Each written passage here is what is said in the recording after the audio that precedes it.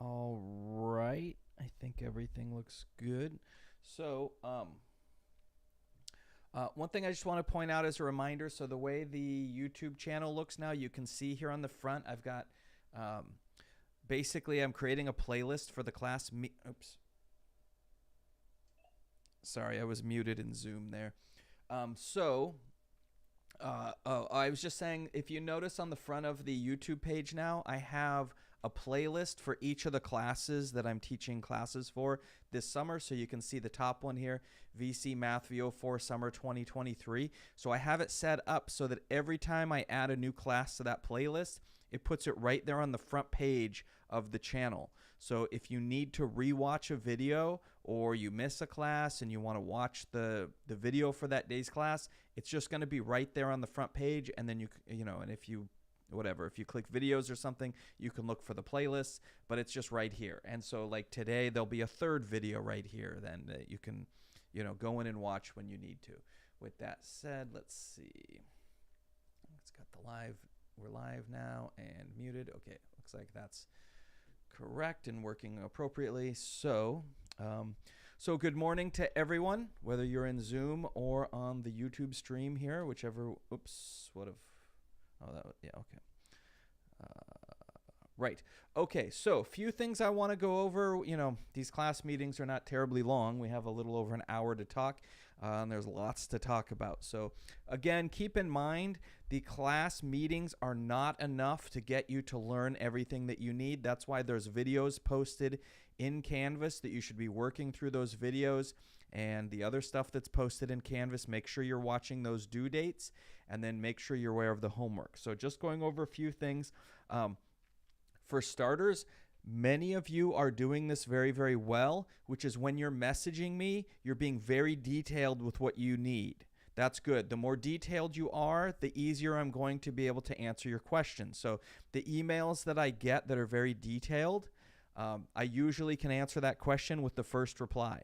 If I get an email that is more general, then it's going to take a lot of back and forth between us to figure out like what your problem is and how to fix it. So for instance, if your problem is a homework problem, I'm getting emails where people are saying, I'm doing, the review chapter, section 4. So I think it's R.4, problem number 7. And then I just go in the homework and I find that problem and go, oh, that's the one that she's working on. And then that student, hopefully even also will say, here's what I keep doing. Here's how I'm doing the problem. And they type it out. And then I can go, oh, I see what the problem is. And then I can get back to you right away. That happened this morning. When I got on this morning, I saw there was a message from a student. She had put, or he or she, I don't remember, had put exactly what problem it was and exactly what their work was.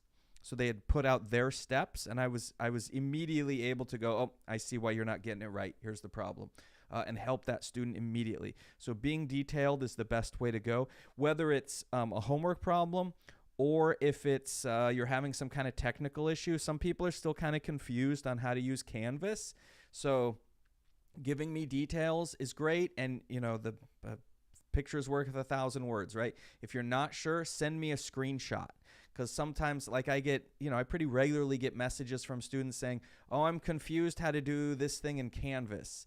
And it's like, well, there's like 4 or 5 different places where you might be stuck. I'm not really sure where you're stuck. But if you send me a picture, then I can go, oh, I know exactly what the problem is, and then I can answer your problem right away. So a screenshot or a picture from your phone or something like that will really give me a lot of information that I can use to get back to you really quickly and then get you back to working on your, so that you can start being productive again with your stuff. So keep that in mind. So many of you are doing a great job of it. Some of you just need to work on your email skills a little bit. Or not email, but Canvas messaging, basically the same thing. So, and that's okay. Just try to keep that in mind about being detailed when you're getting a hold of me. Scheduling. So, it's the summer and we just move lightning fast. And then next week there's a holiday, right? So you're going to miss a day. So let's take a look at the schedule here. So yesterday your review chapter was due. And then let's make this a little bigger, I guess. So Friday chapter 1 is due. So that's more than a section a day being due on Friday. And then a week later, you have chapter 2 due. And then the Monday after that, you have chapter 3 due. So we move really fast in the summer. It's just fitting this class into 6 weeks is really just a sprint, except you're sprinting for 6 weeks, right? So I just want to explain some subtleties here. July 4th is a holiday. We do not have classes on July 4th. It's a school holiday, so there's no classes that day. So I will somewhat go over chapter 3, but that won't happen until the 6th. So many of you will have already taken your test by then, which is, I think, okay, because to be honest, the way I've set up Canvas, you really should have enough videos in order to get through chapter 3. The tricky thing about chapter 3 is that it's probably, I would say for most students, it's the most challenging chapter in the whole class, right? Other chapters have some difficulties as well, but chapter 3 is really complex, right? Like the hardest problem that most people would say is the hardest problem in the class is when you start solving 3rd and 4th degree polynomials. That takes like 4 different things that you have to do in order to solve that problem. And it's a lot of work. It's complex. I've got good videos in Canvas for you, but it's complicated. So make sure you're watching those videos. Make sure you're watching the videos associated with the homework problems and work through that. But just because we move fast in the summer and we happen to have that holiday right there, you're going to have to... you're going to have to sort of learn that one a little bit on your own, a little bit more on your own, because, we don't have time to cover all that material.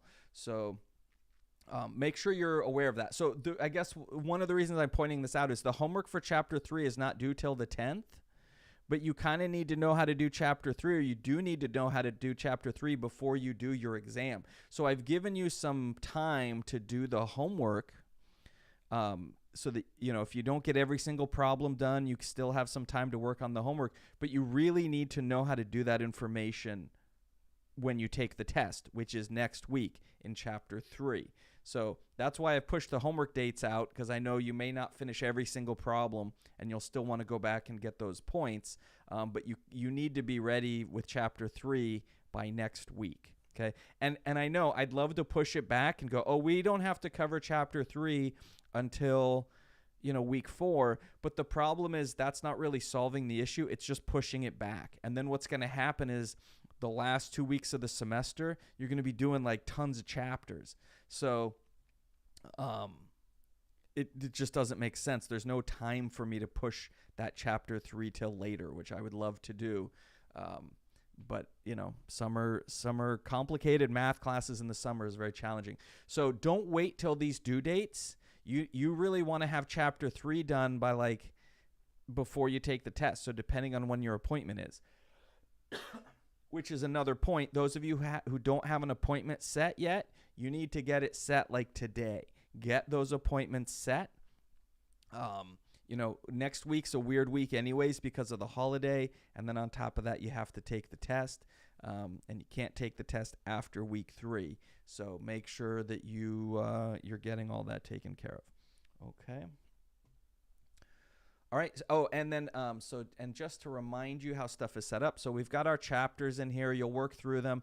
I think most people will be pretty good with chapters 1 and 2. I'm not saying they're easy. There's some tricky parts in them, but a lot of those chapters, I think people are able to kind of follow along, watch the video for the homework problems, and just kind of modify the video to fit what you're doing. Most people are going to be okay with those 2 chapters.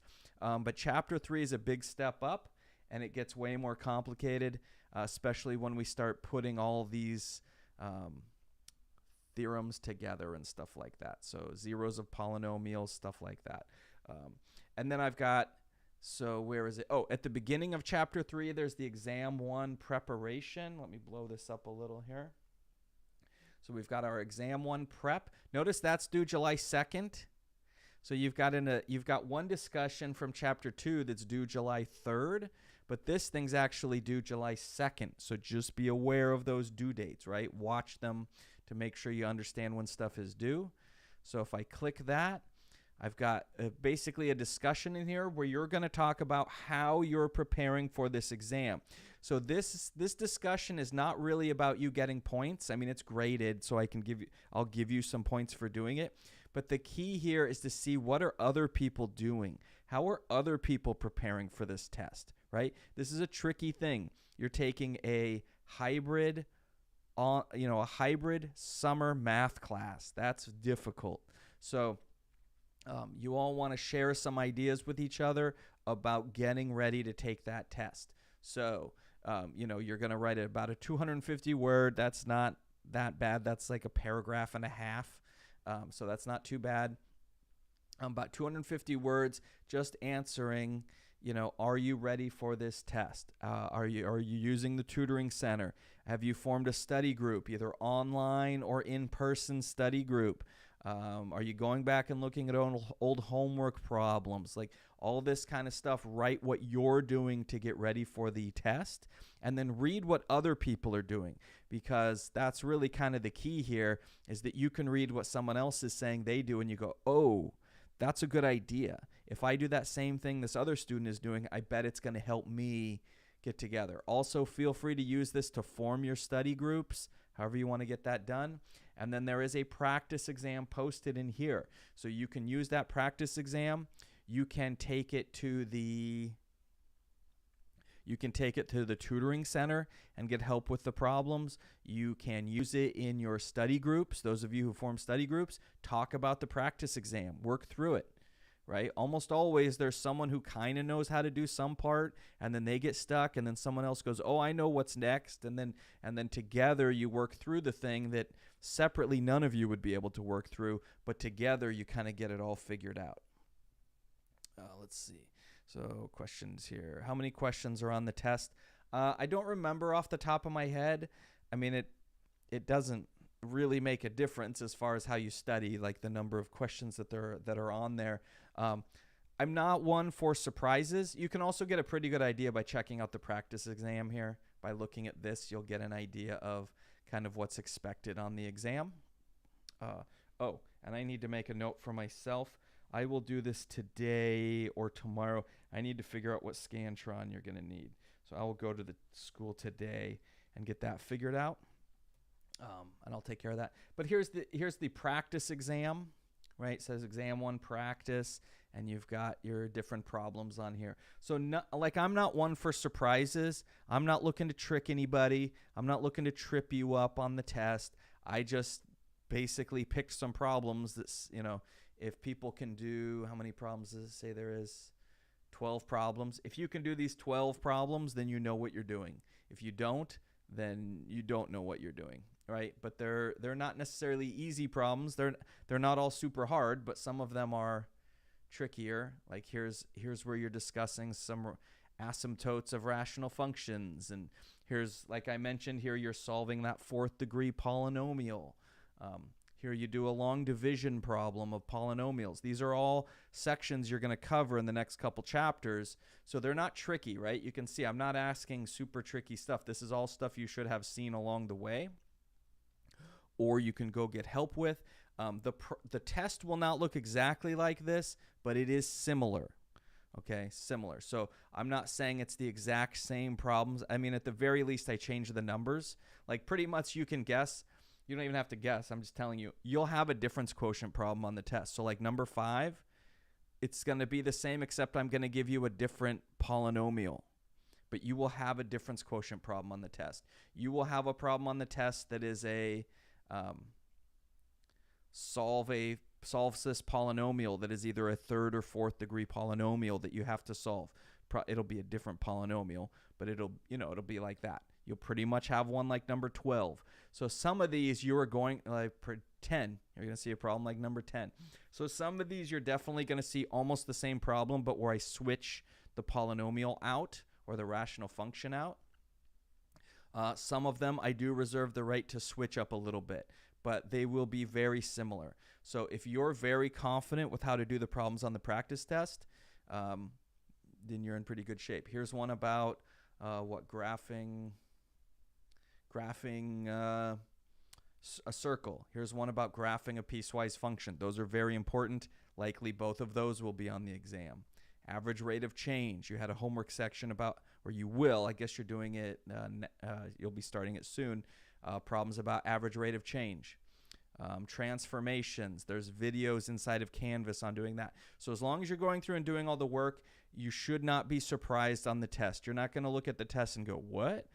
We never talked about anything like this. You've seen those things before in the class or on the practice test or whatever. So I'm not looking to trick anybody. I'm not looking to like be clever with clever surprises or something like that. Okay, so just plan accordingly. Make sure you're not saying, oh, well, this isn't due until this day, so I don't have to start it, or you're going to find yourself unprepared for the test when you go in to take the test. Okay, is there any other questions about any of that so far?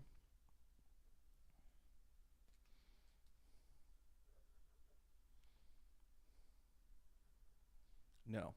Okay, then let's move ahead.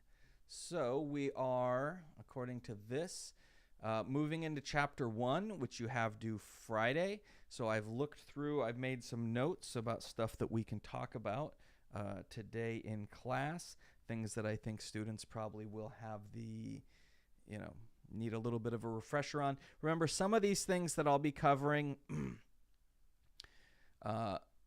like some of the stuff I show you actually is going to come up in the next chapter, but that's because they're talking about certain things that, well, let's just say that sometimes books do things in an order where, really you should bring up a topic and review it a little bit first. So some of the stuff might sound like a little bit of review, but I just want to make sure everyone's on the same page as we move forward. So we are looking then at stuff from chapter 1.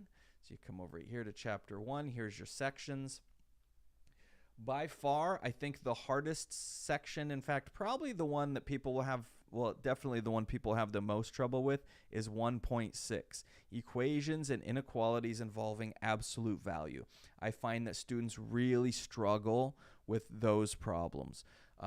So if we go in here, you can see I've got, where are we? Chapter 1, linear inequalities and absolute value inequalities. I've got some short videos there for you that are really directed about doing a specific type of problem. So you've got your linear inequalities, and then we get into the absolute value stuff. So you can see we're solving absolute value equations, absolute value inequalities. It's a tricky thing because there's different methods that we use for different absolute value problems, and it's easy to mix them up. I see students do that all the time where they'll solve a absolute value less than problem, but they'll use the absolute value greater than technique. So it's like they did the technique correctly, but they used the wrong technique. Well, if you do the right steps for a technique, but it's the wrong technique, then that's a bad outcome, right? You don't really get points for that. So that's kind of one of the tricky things is not only do you have to pay very close attention to what technique am I supposed to use, but it's also knowing the correct way to do it. So I've got some videos here for you. I think those basically will walk you through every type of problem that you need to do for that section. And then I'm going to spend some time introducing graphing, graphs and transformations, getting into complex numbers a little bit, and talking about those other topics that are important.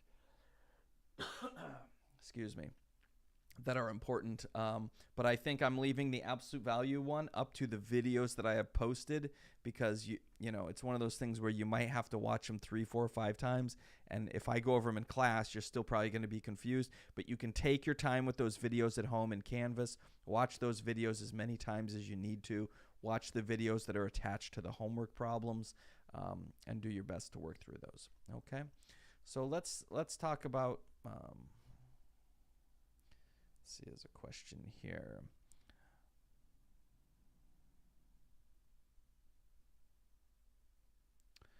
I believe it depends how you do that. So there's a question here. If we completed a section in XYZ before the due date and later go back and ask for a similar problem for practice, will it affect our homework grade?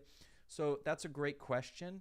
I believe the way it works here is that there's a if you've done the homework problem, so I'm in teacher mode. Let's see. Let me switch to student mode. So there's a way, probably because I haven't completed the assignment yet. Okay, so if you go back to the review chapter, see what it tells me here. It says like R1, so the review chapter, section 1, it says past due date of Monday, 6/26/23, 11:59 p.m., showing as practice. So it says late pass allowed. This assignment is in practice mode. No scores will be saved. So I believe the way that works is if you go back, if I was to go back into this chapter now, anything I do in the problems would not affect my grade because I'm in practice mode. If you're trying to come back later and change your scores, then you need to use a late pass. So that's kind of nice. You can go back and do practice mode, which is kind of like review, which is what I believe is being asked about in the chat there. Or if you actually are like, no, I need to improve my score, then make sure you use a late pass. Because I've had some students tell me when they go back to work on a late assignment, they go, well, I did a bunch of work, but it didn't save any of my stuff. I think that's because they were accidentally in practice mode when they should have been in late pass mode. So just watch out for that, and then you should be good. But that was a good question. I'm glad it was asked, so I could set everybody straight with that to make sure that you're both getting credit if you try to do something late, but then also not messing up your scores if you're just trying to get some practice. Yeah. Okay. So let's see, where are we? Right. So I've made some notes here about stuff I want to go over, and we'll start kind of from the basics and then work up pretty quickly. So that's all old stuff that we did last time. Let's go back up here.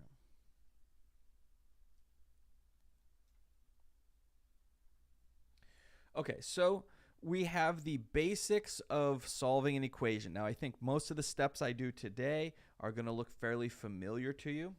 Or I mean, that I do in the next few minutes are going to look familiar. But don't worry, we'll get to more complicated stuff pretty quick. So let's say I have some equation.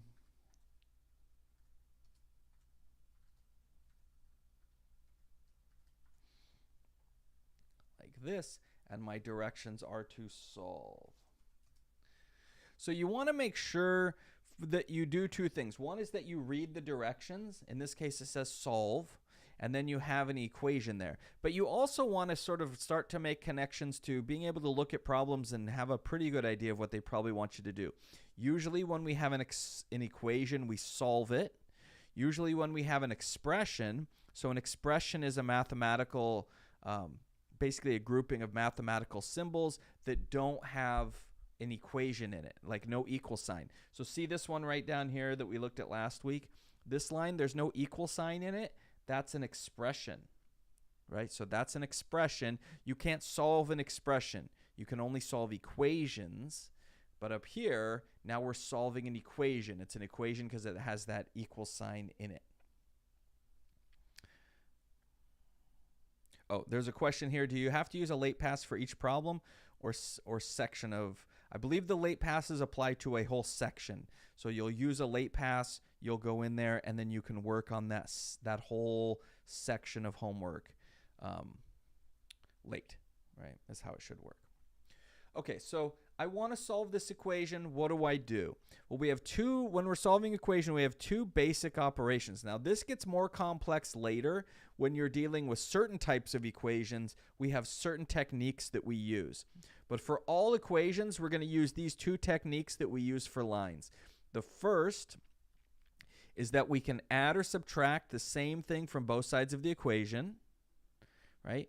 The second is that we can multiply or divide both sides of the equation by the same thing, assuming that we're not multiplying or dividing by 0, right? So we won't keep saying as long as it's not 0, but keep in mind, if you multiply both sides of the equation by 0, you're basically erasing all the information, and you're left with no information at all. If you divide by 0, you're just not allowed to do that in mathematics because it doesn't make sense. So, and this makes sense. A lot of times the books will show this as like a balance, or like think of like a scales where you've got weights on both sides. And if you add 5 grams to both sides, like if you start off and it's balanced and you add 5 grams to both sides, it's still going to be balanced, right? So that's kind of the picture they show in algebra books. So if two sides of the equation have the same value and we add 5 to both sides of the equation, it should still work out, right? Likewise, we can multiply or divide. If your scale is balanced and you double the weights on both sides, still going to balance, right? So that's the same as multiplying both sides by 2. It's doubling. Okay, so but at this point in this problem, we're not sure what to add or subtract from both sides. That's because we haven't simplified the problem yet. So your goal generally is to simplify things down as much as you can on each side of the equation individually. So our first step is going to be to use that distributive property. I'm going to distribute the 4 into the x minus 3. So that's going to give me 4x minus 12 equals, so 4x minus 12. Now I'm going to distribute the 2 in. So 2 times x and 2 times minus 1. So that's going to be 2x minus 2. And then we've got that plus 4 just hanging out on the end, sort of doing its own thing. So the 4 times x is 4x. The 4 times negative 3 is negative 12. Make sure you pay attention to that sign. It's attached to this number. So 4 times negative 3 is negative 12. 2 times x is 2x. 2 times negative 1 is negative, oops, I have a typo there. That should say negative 2, shouldn't it? 2 times negative 1 is negative 2. And there we go. And then we've got the plus 4 on the end just hanging out there. So, but notice right here, notice on the left side, we do not have like terms. We talked about like terms last time. We do not have like terms. I can't combine a 4x and a negative 12 through addition, right? But over here, I do have some like terms. I have a negative 2 and a plus 4. So let's go ahead and combine those terms together. So we're going to have 4x minus 12 equals 2x. Now, negative 2 plus 4, if you have negative $2 in your bank account and you put $4 in your bank account, you're now at plus 2. Okay. So now what we have, as soon as it shows up here in a second, we have both sides as simplified as possible. Both sides do not have any like terms that we can combine. So now we're ready to enter that phase that says we can add or subtract the same things from both sides of the equation. Now our goal at this point is to get the variable terms together on one side of the equation and the constant terms on the other side of the equation. Basically, we want our x's on one side and our constants on the other. So you can do this a couple different ways. I could start off by subtracting 4x from both sides, but some of you might want to start off by subtracting 2x from both sides. They both work. They're both fine. So you don't have to sit there and worry too much about, well, which is the right thing? Should I subtract 4x? Should I subtract 2x? You'll get to the same answer, the same. So don't worry about it. So let's subtract 2x from both sides. That's going to leave me with 2x minus 12 equals 2, right? Because if I subtract 2x from the left side, 4x minus 2x is 2x. If I have 4 x's and someone takes away 2 of my x's, I'm left with 2 x's, right? So we have 2x minus 12. And then on the right, we had 2 x's and we subtracted 2 x's. That leaves us with 0. So 2x minus 12 equals 3. Well, if I have my variable on the left, that means we want to get our constants on the right. So that means I have to undo this negative 12 by adding 12 to both sides.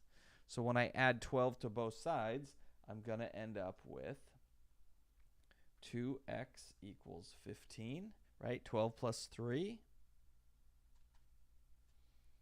So 2x equals 15.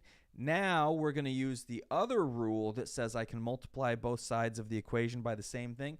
Well, if I'm trying to isolate my x is currently being multiplied by 2. So how am I going to undo that? I'm going to divide by 2.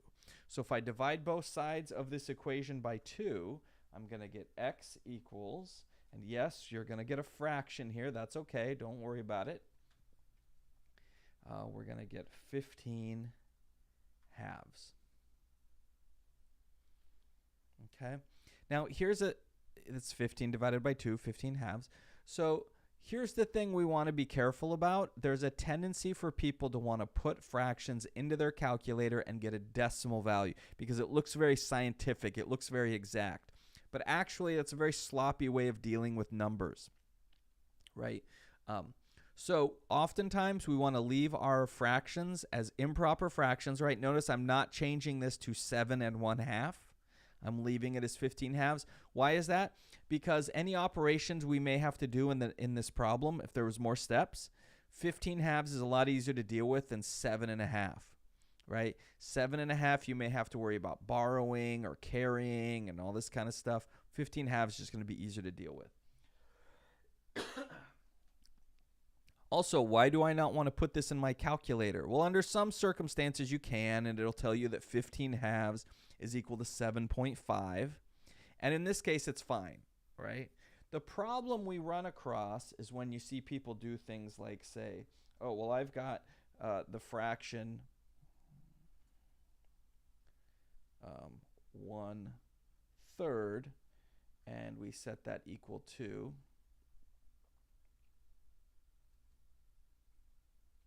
oops.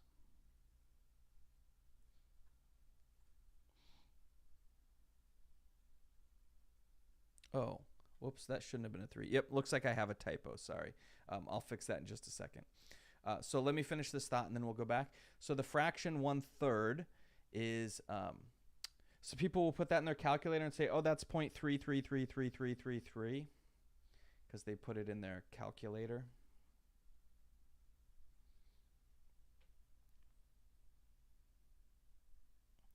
They'll get this, and then they'll sort of round it at some point and make it 0.33 or 0.34 or something like that. But this is actually not true. This is this decimal should really go on forever. So it really should say like ...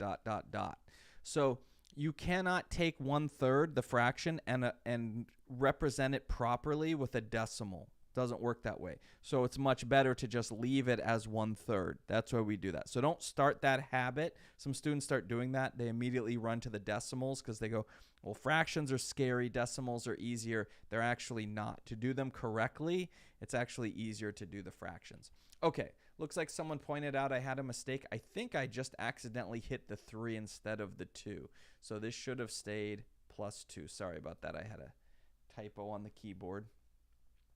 So let's see. When we add that, we should get 14, right? So we get +2 should be 14. And then when we divide 14 by 2, we do, in fact, at this point, get 7 exactly. Is that right? So 7 would be 16.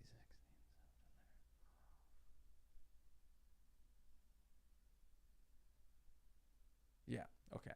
That looks right. Yep, thanks for pointing that out. And that's actually a really good point. Yeah, good. So it looks like a couple people. Good, you're following along. Point out that I made a mistake there. That's great because now we can fix it. So I didn't do a thing that is actually really important, and I would have caught my own mistake, but I'm trying to move ahead for the sake of time to make sure I cover things. But this was a great example of why you should always check your work. Right, I should have checked my work up here, so this would become 7. So one of the great things about most of the problems that we do in this class are that solving the problem is very difficult, but checking your work is usually really easy. Right? It's usually significantly easier. So you always want to do this, especially on a test. I know people don't do on the homework because they're like, well, the homework's just going to tell me if I got it right or wrong. But in real life, that doesn't happen, right? In real life, there's no back of the book or there's no like computer that's going to tell you if you're right or wrong. It's just if you're wrong, then your business is going to make a bad business decision and maybe your business fails, or you make a bad investment and lose a bunch of money or whatever. So you always want to take your time in life to double check your work at the end. So what I should have done is take my value, x equals 7, and plug it into the original equation. That's how we check our solutions. is plug them into the original equation. So let's see what happens when I do that. If I had taken the time like I should have to do that. So I'm going to rewrite the original equation, but everywhere there's an x, I'm going to write a 7. So we get 4 times 7 minus 3 equals 2 times 7 minus 1 plus 4. All right, and I'll double check this time to make sure it comes out like it's supposed to. Whoops.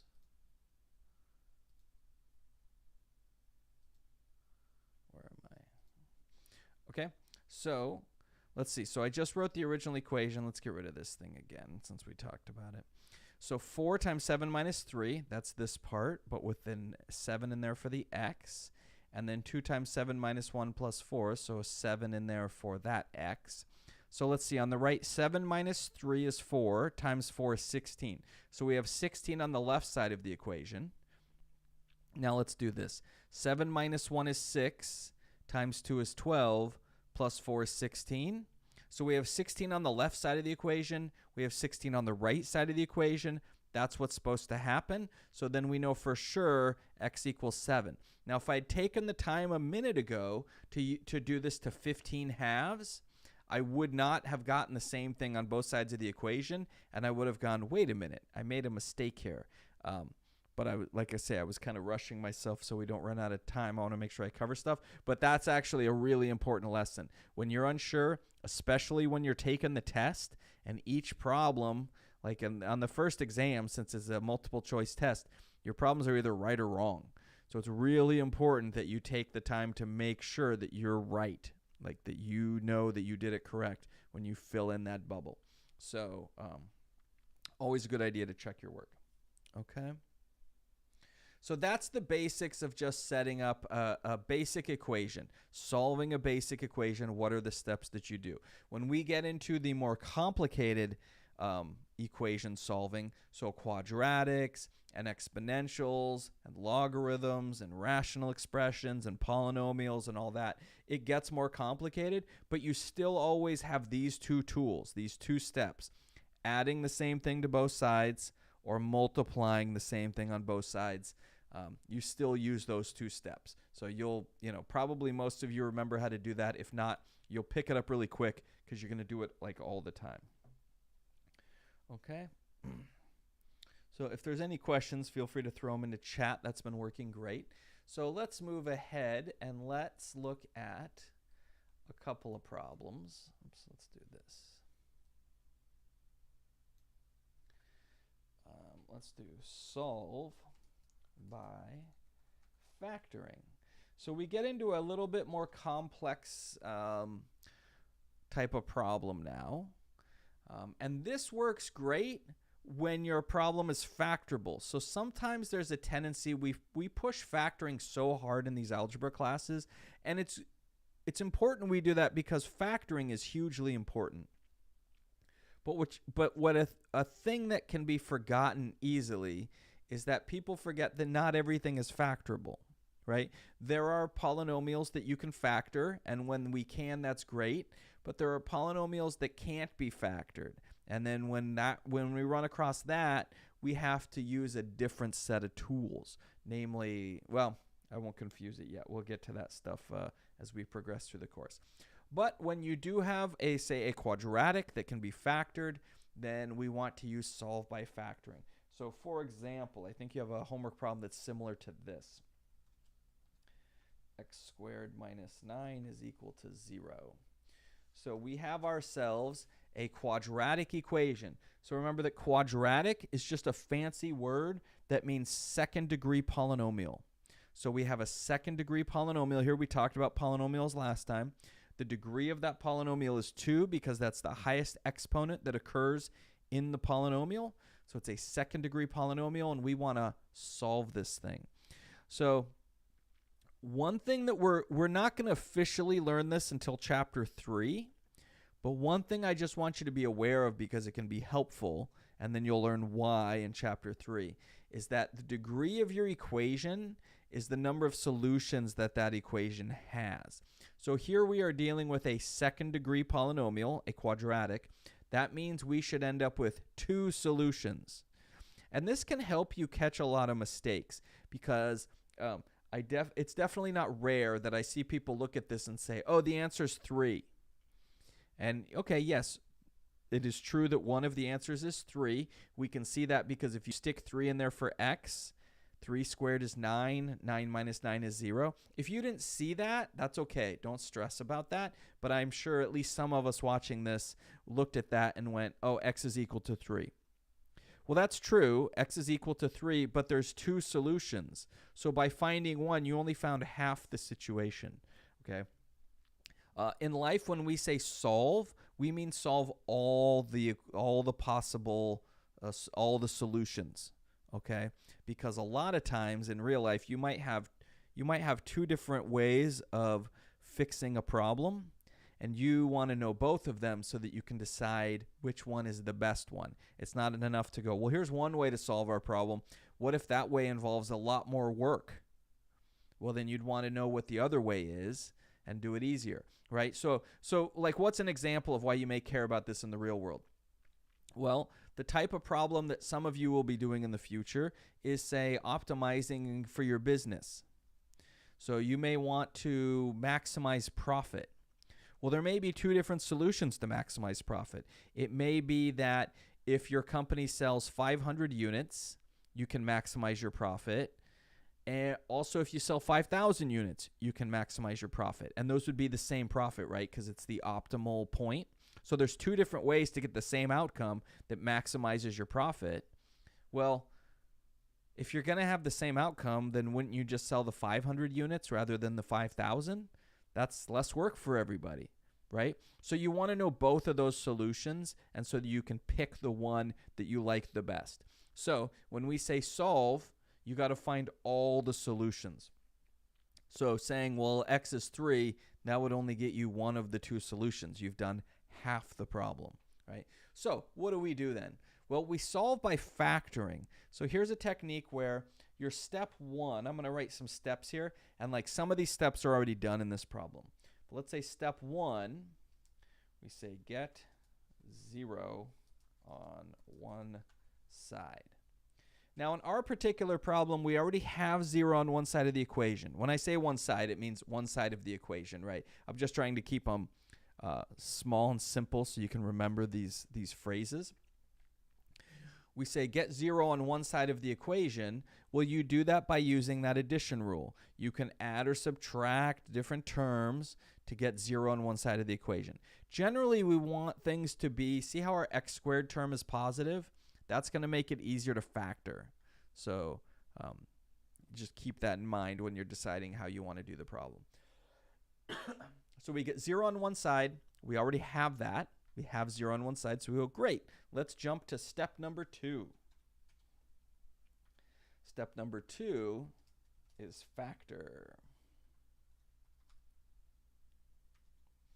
Okay, so now I'm going to factor the polynomial that's in here. All right, well, I recognize that that's a difference of squares, so that's going to factor as x minus 3, x plus 3, right? That's our difference of squares formula, if you've worked through that part of things yet. And we still have it equal to 0. There's a tendency for people when they do the factoring step to drop the equal sign in the 0, and then sometimes they forget they're solving an equation because the equal sign is gone, and then all of a sudden they just stop and go, oh, I guess I'm done with the problem. But they haven't actually solved anything. So the whole time throughout this problem, you should have it written as in equation form. That is, you should have an equal sign. Don't let the thing disappear. That's a sign of sloppy work, and the sloppy work actually leads to students thinking they're done when they're not. So don't do that. Okay, so now we do a thing. Step 3 says to set each factor equal to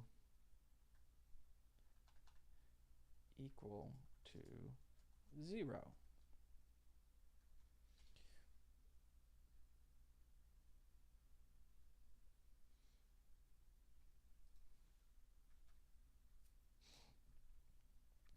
Okay, so step 3 here, we're going to set each factor equal to 0.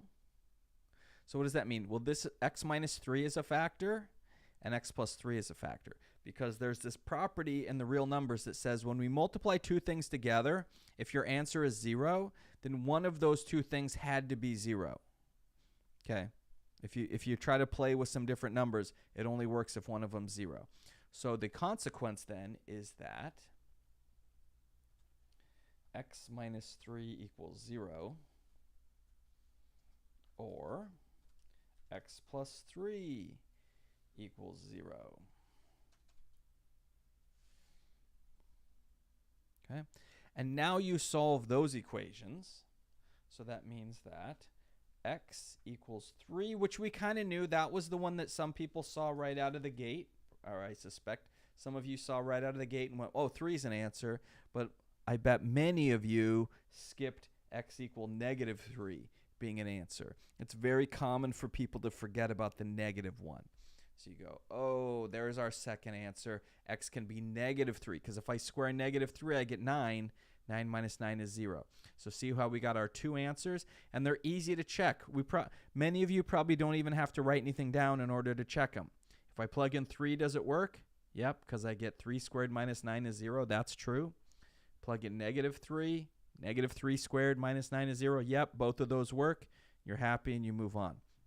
So, you will have, if you have your different factoring techniques down, these problems are pretty straightforward. It's just follow those directions. Get 0 on one side, factor, set each factor equal to 0, and you go from there. You may have to solve it by the factoring technique that you use. Maybe just typical trinomial factoring. It may be factor by grouping, whatever it is. Once you factor it, it's still these, that factoring step will change, but the rest of it's the same. Get 0 on one side, factor, set your factors equal to 0, solve from there. And then, of course, check your work at the end to make sure that you got the problem correct. Okay, I'm now going to pause a moment and take roll. So hopefully everyone's here. So let me take care of Zoom first.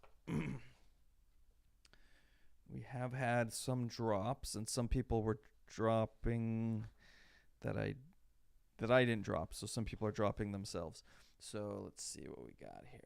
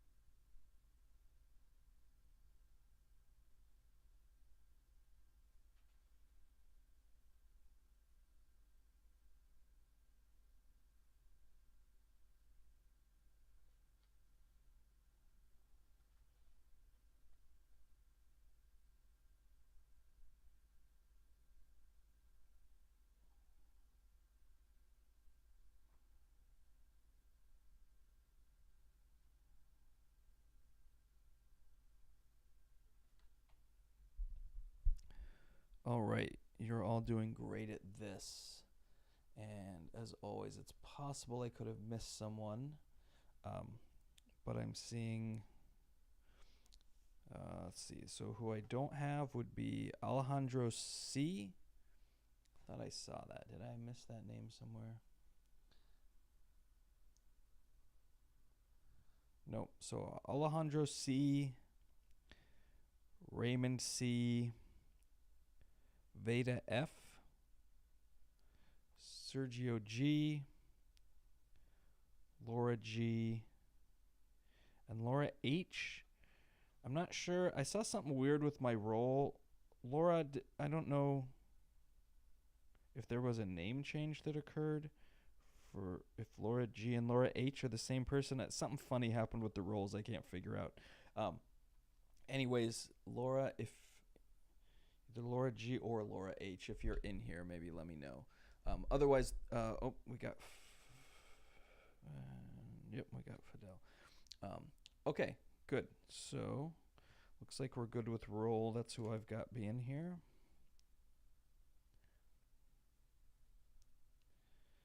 And that's good. People are attending. So there's a couple people maybe looking like, well, one person maybe I might have to drop down the road. So you're doing great. You're showing up to class. That's key for success and doing well. What do we got here? So keep doing that. Oh, here we go. So we got. Okay, Sergio, gotcha. And Flavio, gotcha. Okay, great. Okay, where was I? Let's see, where are we for time? About 20 minutes left. Yeah, great. Okay, so let's do a slightly more complicated version of the problem that we just did a moment ago.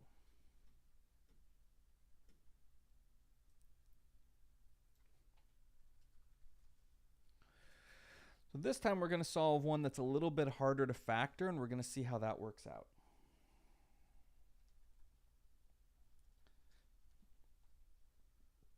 I took these problems from your homework, so they're very similar to ones you'll actually do inside of the homework.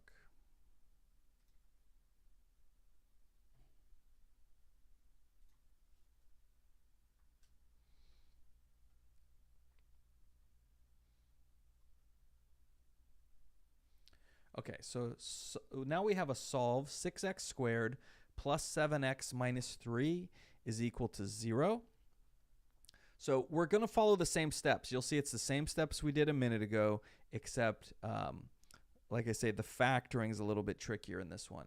So we've got, we need, step 1 is to get 0 on one side. And in fact, we already have that, which is convenient. A lot of times these problems are already going to have 0 on one side of the equation, but if you occasionally find that it's not, you just get 0 on one side by moving your terms over by adding or subtracting the same thing from both sides. In this case, it's already done, like it will be frequently. So we got 0 on one side. Now we're going to factor, right? That's our next step, is factor. So, okay, so we got to figure out what that factoring is. Okay, let's see. So with factoring, the key is put your pen to paper, right? There's kind of two keys that people miss when it comes to doing math problems, and they sort of make it harder for themselves. One is put your pen to paper. Do not do things in your head.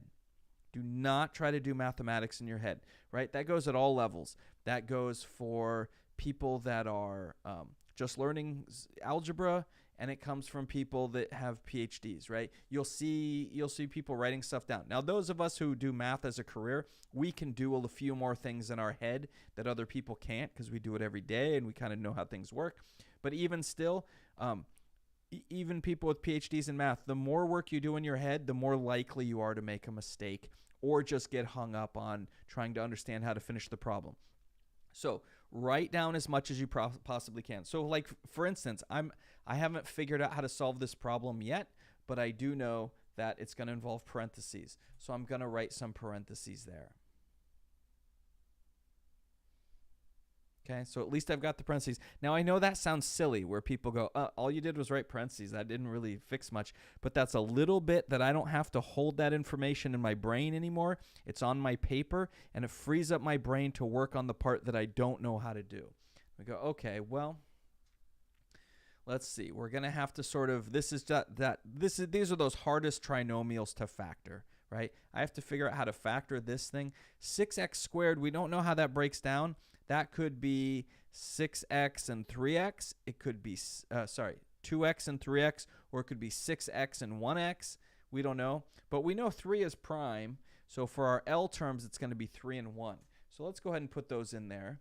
And this one's even still a little tricky because I don't know if the negative is going to go with the 3 or the 1. But we can kind of check that out as we go. So see how I'm getting things written down and we're trying to figure things out. The other thing that people do in mathematics that is a bad way to do mathematics is they're so afraid of making a mistake. The truth is, when people are doing hard mathematics, what you do is you try something, you take your best guess at how you're going to finish the problem, and you just move ahead fearlessly, right? I bet this is how the problem goes. I'm not really sure, but I'm going to try this thing, and it's either going to work or it doesn't. And if it doesn't work, big deal. You just back up and try the problem a different way. People are so afraid of being wrong or making a mistake. The key is you try something. If it works, great. Move on. If it doesn't work, try something different. Okay? Don't beat yourself up about it. This happens a lot of times too. Like I'll see this in my class where they're like, some students will be like, well, so-and-so's so smart. She never makes mistakes when she's doing this. But the truth is she made a lot of mistakes probably when she was at home doing the homework, but she made all those mistakes and then learned how to not make those mistakes anymore. And then now when she does it, it looks like she doesn't ever make mistakes. Making mistakes is part of the learning process. So do not be afraid of making mistakes. Okay, we got 3 down here. We got 3 and 1. Now I have to figure out how I'm going to get the 2x squared to go with that. So let's see. I'm guessing we're going to break this down as 2x and 3x. So I think I'm going to want the, let's see. I hope I wrote this one correctly from the homework. Let me just double check here.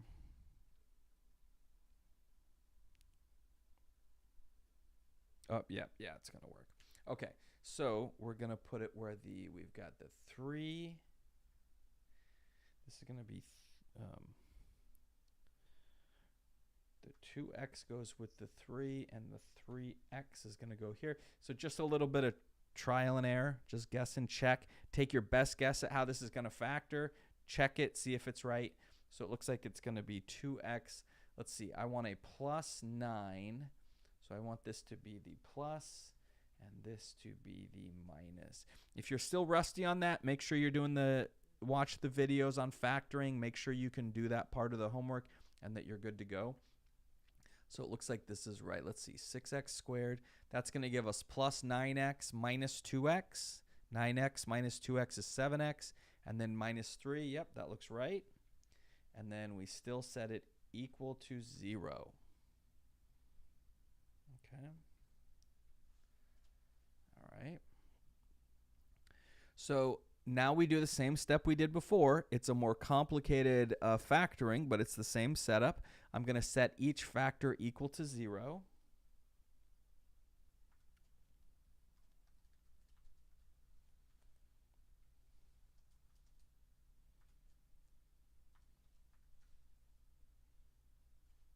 And it's good because I know I'm supposed to get 2 answers because it's a quadratic, a second-degree polynomial, and it looks like we're going to get 2 answers, right? So that's good. We know that we're on the right track. We're doing the problem, at least in that way, we're doing the problem correctly. It's possible to make other mistakes, but it's an obvious mistake, at least for polynomials. If you have the wrong number of solutions, it'll stand out. Okay. So if 2x plus 3 equals 0, then what do? We're going to say, well, that means that 2x equals negative 3, right? If I subtract 3 from both sides. So 2x equals negative 3. I'm just solving this first one first here, this equation right here. So subtracting 3 from both sides gives me this. And that means that then I'm going to divide both sides by 2, and it looks like I'm going to have x equals, we're going to have a fraction here of negative 3/2.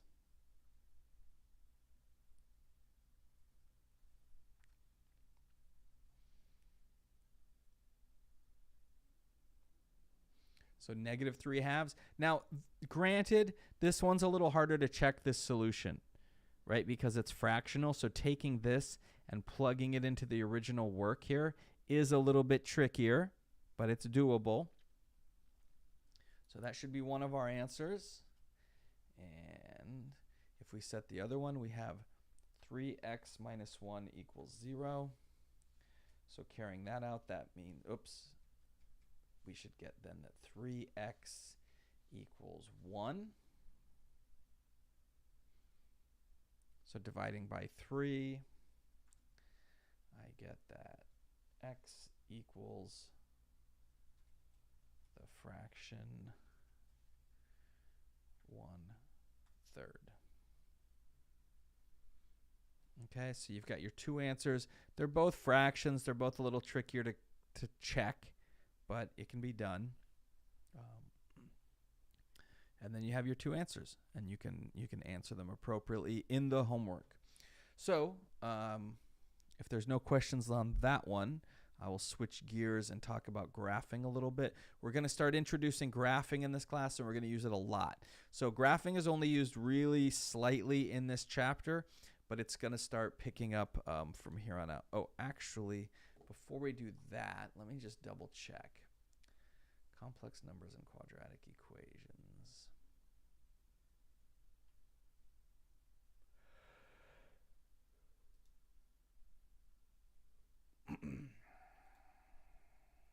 Oops. Oh, sorry. It still got me in student mode, I think. Let's go back here. Let's go back to instructor mode. Teacher preview.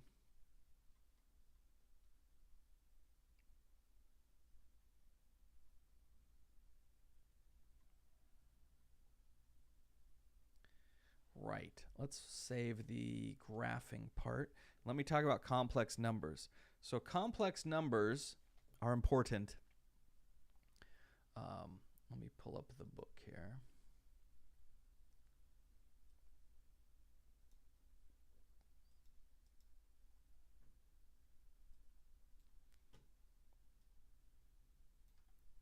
Now, complex numbers are quite important. I know a lot of people go, oh, complex numbers, who cares? I don't even need these things. They never come up.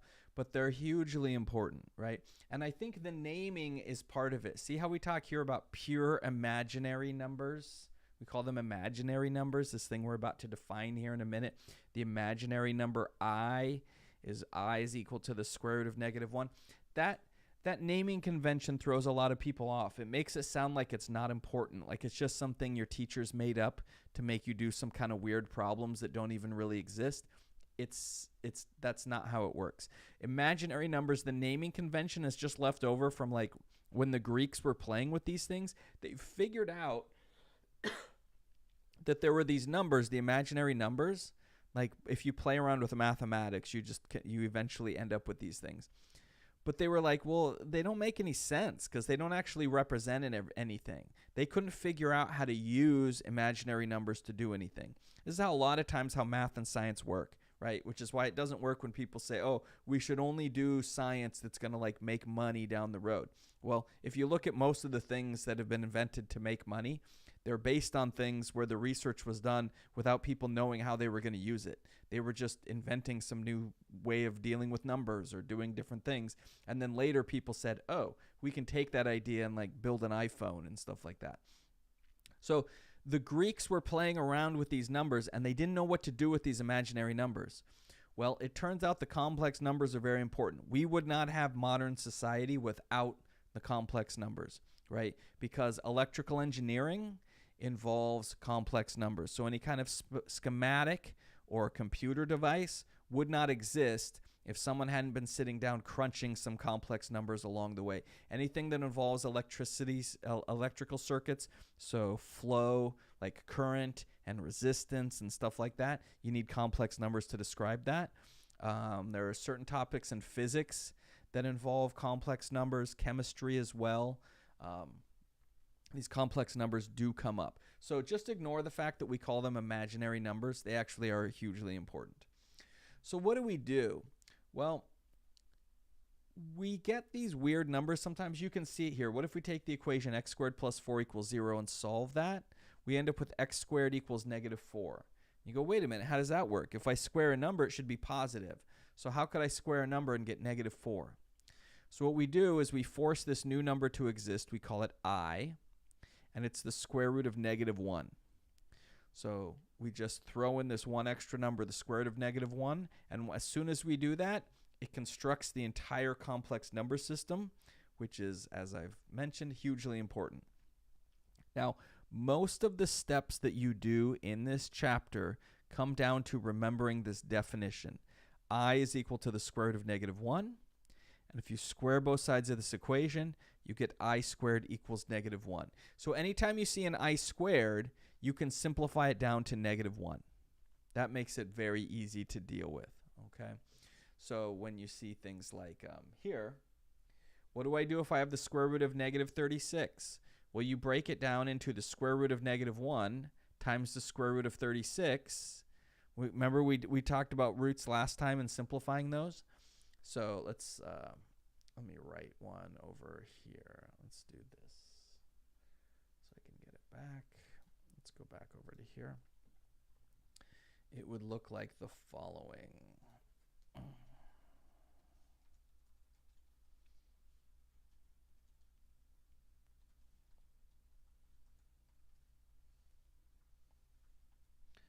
So remember we talked about breaking this up. Like we would break up, say, the square root of 40 as the square root of 4 times the square root of 10. We did that last time, or last week sometime. So let's break this up into the square root of negative 1 times the square root of, I have a typo there, square root of 36. So the square root of negative 36 is equal to the square root of, I'm fixing that typo right now, so it'll fix in just a second. So the square root of negative 36 is equal to the square root of negative 1 times the square root of 36. And the square root of negative 1 becomes I, and the square root of 36 becomes 6. So we get I times 6. Missing an equal sign there. And we don't usually write I6. We normally would write this as 6I.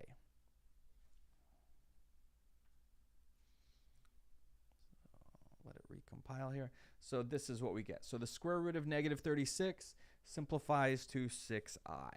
Right? That's how you would do that problem. So that's how you do this first one right here. I showed a few more steps than they did, but this is the basic function of how this works. So you can do that with any of these. Taking the square roots of fractions is pretty straightforward. There's some examples in the book, so if you forget, you can follow along how that works.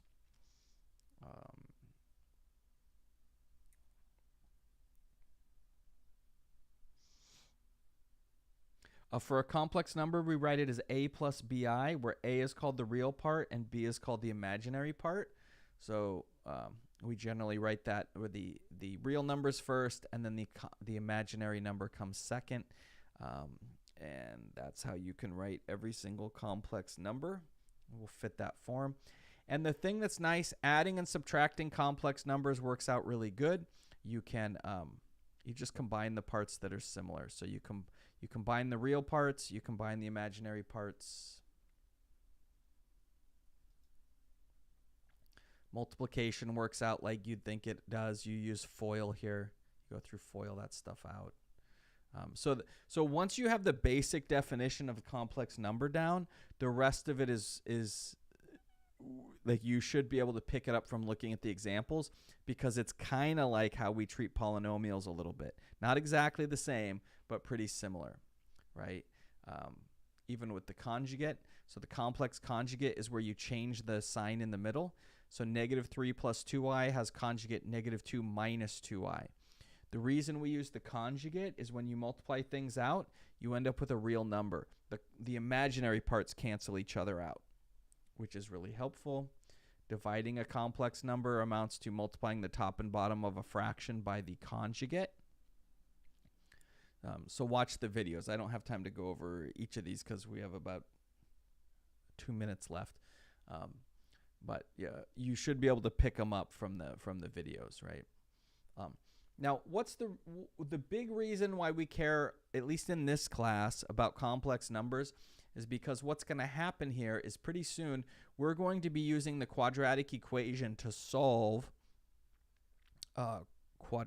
we're going to use the quadratic formula to solve quadratic equations. So we just looked a little while ago, the easiest way to solve quadratic equations is by factoring.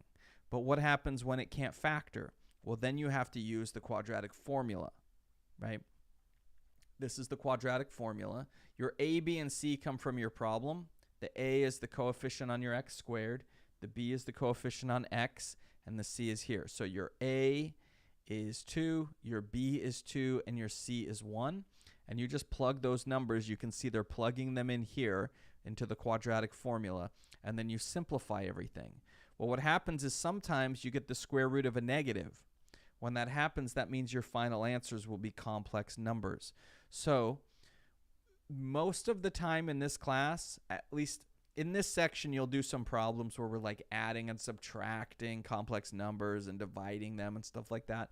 But once we get out of this first section, most of the time when you use complex numbers, it's because they are solutions to certain equations. That's like how it'll work after this section, right? That's really where you'll see them.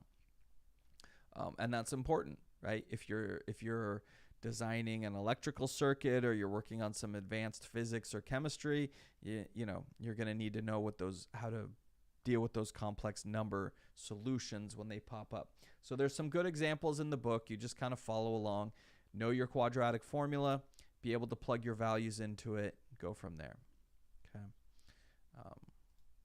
And that's closes that out. So that's where we're at with things. So we can go over graphing another time. Oh, let's go back to here so we can see that schedule. So coming up Friday, you've got chapter 1 due. I would say, you know, you want to be ahead of that because you really need chapter 3 completed by the time you take your test. So, you know, I'm sorry to make it go that fast. That's very fast, I know. That's how the summer works. So be ready to go. With that, make sure your appointment is made in the testing center and that you're all ready to go. I will go figure out the Scantron today, and I'll get that posted so that you can buy your Scantron from the bookstore or whatever it is that you want to do and get that taken care of. And then form your study groups, figure out what you want to do with people so that you can be all ready to get an A or C or whatever, some kind of passing grade on that exam next week. So I'm going to go ahead and shut down the YouTube stream, but I believe there were people who wanted to ask me some questions in Zoom, so I'm happy to stick around and answer questions as long as people have questions. Otherwise, you're free to go, and make sure you're staying up to date with things, and I will see you in a couple of days. Okay, thanks everybody.